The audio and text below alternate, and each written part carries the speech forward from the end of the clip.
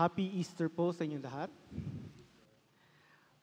Maniniwala po ba kayo sa akin pag sinabi kong nagkaroon ng solar eclipse kahapon? Siguro, actually, hindi ko nga po namalayan eh. Alam kong April 8 magkakaroon ng solar eclipse. Pero siguro sa tindi ng init ng araw kahapon I will not dare go out. Kasi masakit sa balat yung araw.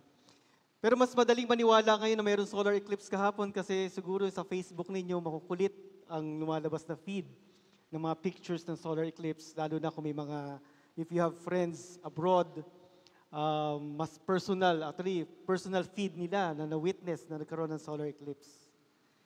Minsan, yun po ang problema natin in terms of believing. We have to see first before we believe. And Jesus rose from the dead, kung binalita to sa atin, maniniwala po ba kaya tayo? Or are we like the disciples na isa, dalawa, tatlong beses na sinabihan sila na nag-report sa kanila na Jesus rose from the dead but they did not believe? Pero come to think of it, kung sa panahon ngayon, nagsabi sa akin, yung kaibigan ko na namatay at nabuhay uli, baka hindi rin ako kaagad maniniwala. Kasi imposible po, di ba? Lalo na we have learned how the body functions. Pero that is the challenge we have, believing that Jesus rose from the dead. If I read again, emphasize on John, the first two verses of our gospel, it says, I will not leave you as orphans. I will come to you.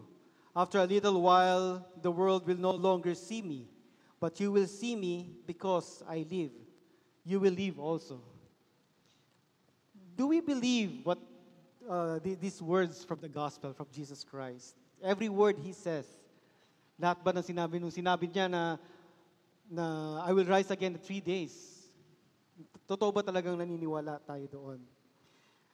Or parang sa Old Testament reading natin, the story of God parting the Red Sea. Imposible po, di ba?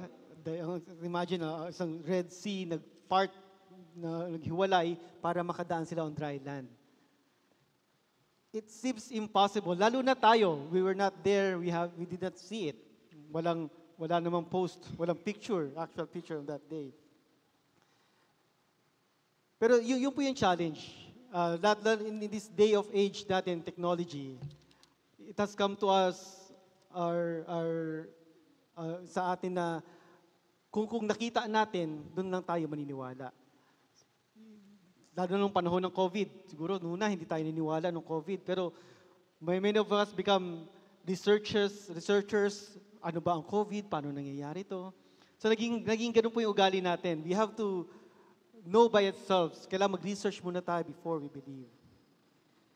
Verse 23, sabi doon, if anyone love me, he will keep my word, and my Father will love him.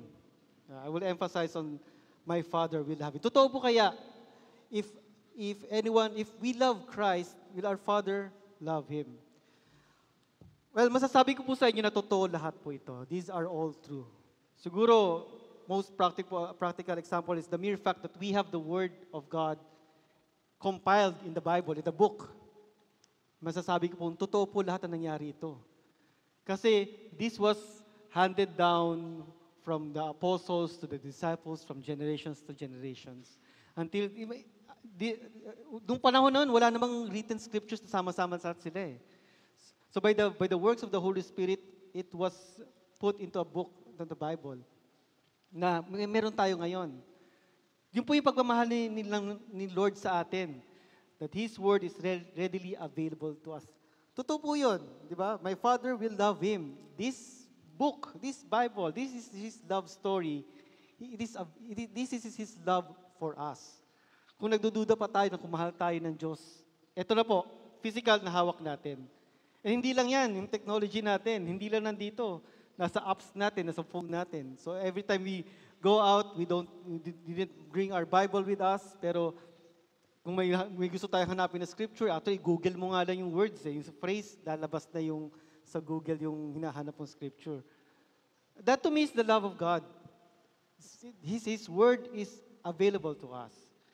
And seeing the church here, everywhere, lalo na dito sa Pilipinas, lalo na sa atin, we are a Christian country. Every municipality, every province you go, there is a church. There are people who acknowledge God is God. That itself is the evidence of love. Kasi it continued. Hindi huminto sa disciples noon, sa apostles noon, the truth that Jesus Christ rose from the dead. Yearly, we appreciate the leaders of our church kasi yearly we remember what happened in Christ na nabuhay siya. We reenact the Holy Week, the Passion of Christ. We also reenact His resurrection. Kaya that itself is evident na Jesus Christ rose from the dead. That His Word lives in us. Patuloy po siyang nabubuhay sa atin until our generation and until to the next generation. Now, anong pong gagawin natin dito? Actually, yung challenge nito is nandun sa verse 31, sa last verse. Sa last part, sinabi doon ni Christ, "Get up, let us go from here." From this belief, from this truth that we have, let us go from here. And hindi na po ako lalayo. I-connect ko na po sa second reading natin. What 1 Peter 1:16 said, "Be holy, because I am holy." Now, this is our calling for us ngayon. If we truly believe that Jesus rose from the dead, we should be holy. We should be set apart, knowing that Christ rose from the dead is already be us being holy, kasi ito yung truth na alam natin. Ito yung truth na we should live by. Now, what is the evidence of being holy is love. And the verse 22 said, you now have sincere love for each other.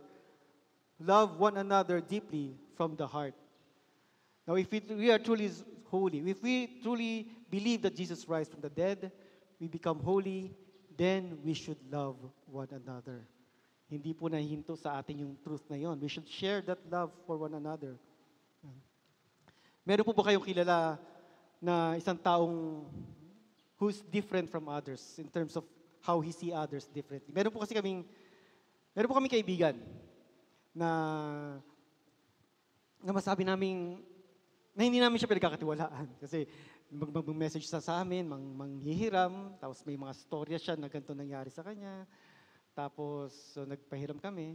Tapos, nag-gather na kami. Hindi lang pala akong tinext niya. Tinext niya rin pala yung kaibigan ko, marami. And yun nga, hindi naman nabawayan. Same story, same ano. And so, we doubt yung kaibigan na yon, yung pagkatao niya. Hindi, manluloko yan, scammer yan. o mahirap pagkatiwalaan yan. But we have this one friend who sees differently. Iba ang tingin niya sa taong yun. He saw that person para bang as the prodigal son. Kaya lang siya ganon kasi napariwara siya eh. He was in the wrong sets of friend. He was in the wrong situation. Kaya siya naging ganon. And that person, that friend of us, yung ibang tingin niya sa kanya, siya lang ang tumitingin sa kanya as a prodigal son. Now, when I heard that from him, then I realized, dapat yun ang mata meron tayo. If we have that love, we have to see the person beyond yung paghihirap nila, yung suffering nila. There's always a reason behind kung bakit sila nagkaganon. And that is the eyes of Christ. Yun yung love ni Christ. And that we should see that way also. So, this resurrected life, it's really a challenge. Lalo na ngayon, how do we proclaim that Christ rise from the dead? In this generation, in the generation where people will only believe what they see, what they experience. Pero yun po yung kalaban natin. How will we share the love of God? How will we share that Jesus Christ rose from the dead? It's through us, through being holy, through the love that we have. This is how we will move with our resurrected life.